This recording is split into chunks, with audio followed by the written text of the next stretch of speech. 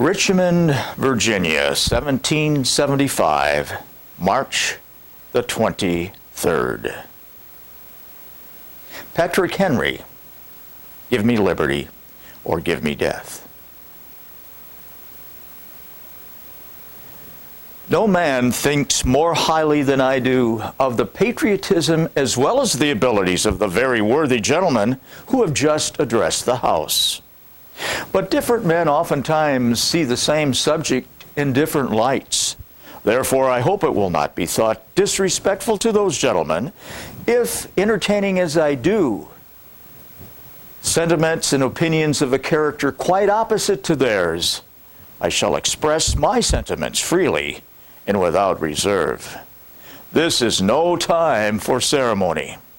The question before the House is one of awful moment to this country. For my part, I consider it as nothing less than a question of freedom or slavery. And in proportion to the magnitude of that subject ought to be the freedom of this debate. It isn't only in this way that we can arrive at the truth and fulfill the great responsibility we hold to God and our country. Should I hold back my opinions at such a time through fear of giving offense, I should consider myself as guilty of treason towards my country and of an act of disloyalty to the majesty of heaven, which I revere above all earthly kings. Mr. President, it is natural for men to indulge in the illusions of hope. But we are apt to shut our eyes against a painful truth and listen to the song of that siren until she transforms us into beasts. Is this the way of wise men in the great and arduous pursuit of liberty? Are we disposed to be among the number of those who, having eyes, see not, and having ears, hear not, the things which so nearly affect our temporal salvation? For my part, whatever anguish of spirit it may cost, I am willing to know the whole truth, to know the worst, and to provide for it. There is but one lantern by which my feet are guided, and that is the lantern of experience. I know of no way of judging the future but by the past. And judging by the past, I wish to know what there has been in the conduct of the British ministry for the last 10 years to justify those hopes which the gentlemen are pleased to solace themselves. And the House? Is it that insidious smile with which our petitions have been lately received? Trust it not, sir.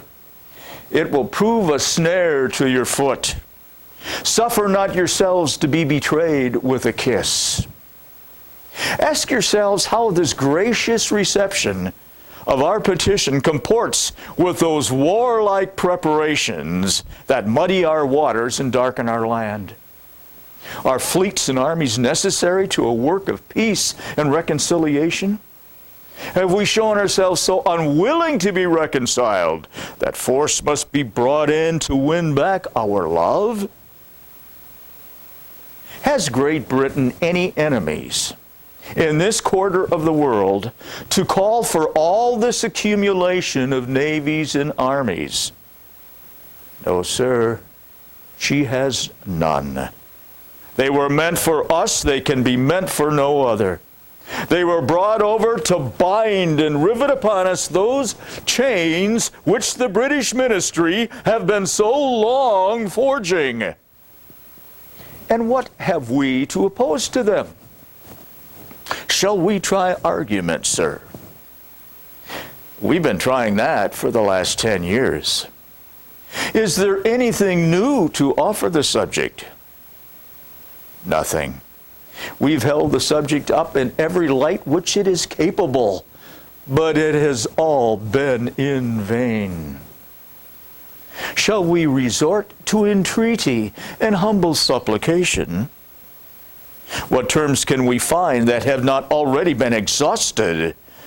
Let us not, I beseech you, sir, deceive ourselves. We have done everything that could be done to avert the storm which is now coming on. We have petitioned, we have remonstrated, we have supplicated.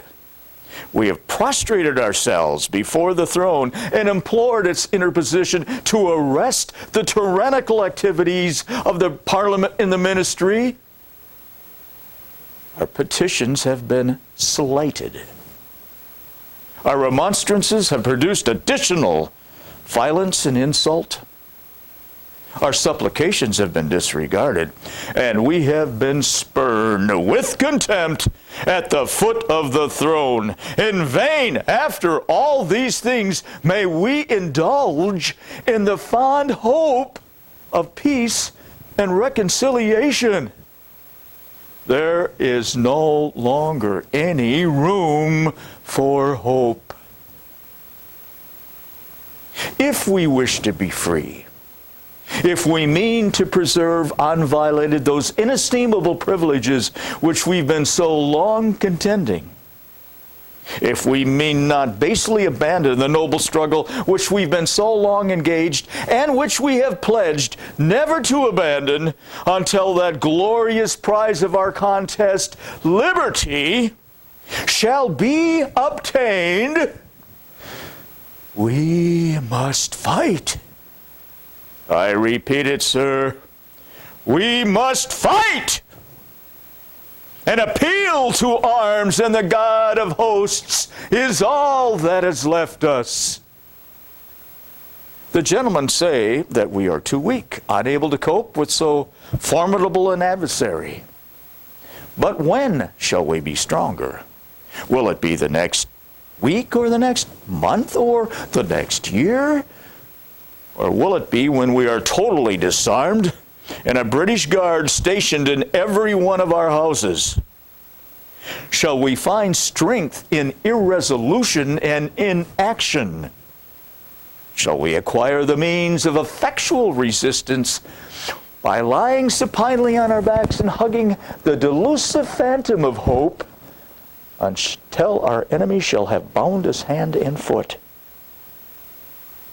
Sir, we are not weak if we make a proper use of the means which the God of nature has put in our power. 3 millions of people, think about that. 3 millions of people armed in the holy cause of liberty, and in such a country is that which we possess, are invincible to any force our enemies can throw against us. The battle goes, sir, not to the strong alone, but to the vigilant, the brave, those committed with passion to a cause. Besides, sir, we have no election. If we were base enough to now desire one, it is too late to retire from the contest. There is no retreat but in submission and slavery. Our chains are forged. Their clanking can be heard on the streets and plains of Boston. The war is inevitable, and let it come. I repeat it, sir. Let it come! It is in vain to extenuate the matter. The gentleman may cry, peace, peace. Oh, but there is no peace. The war has actually begun. The next gale that sweeps down from the north will bring to our ears the resounding clash of enemies' arms. Our brethren are already in the field. Why stand we here idle? What would the gentlemen wish? What would they have? Is life so dear, or peace so sweet? as to be purchased at the price of chains and slavery. Forbid it, Almighty God! I know not what course others may take, but as for me, give me liberty. Give me liberty. Liberty.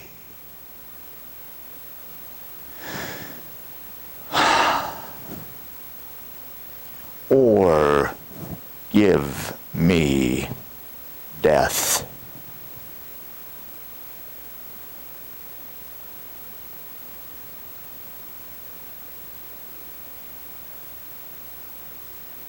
Mr. President,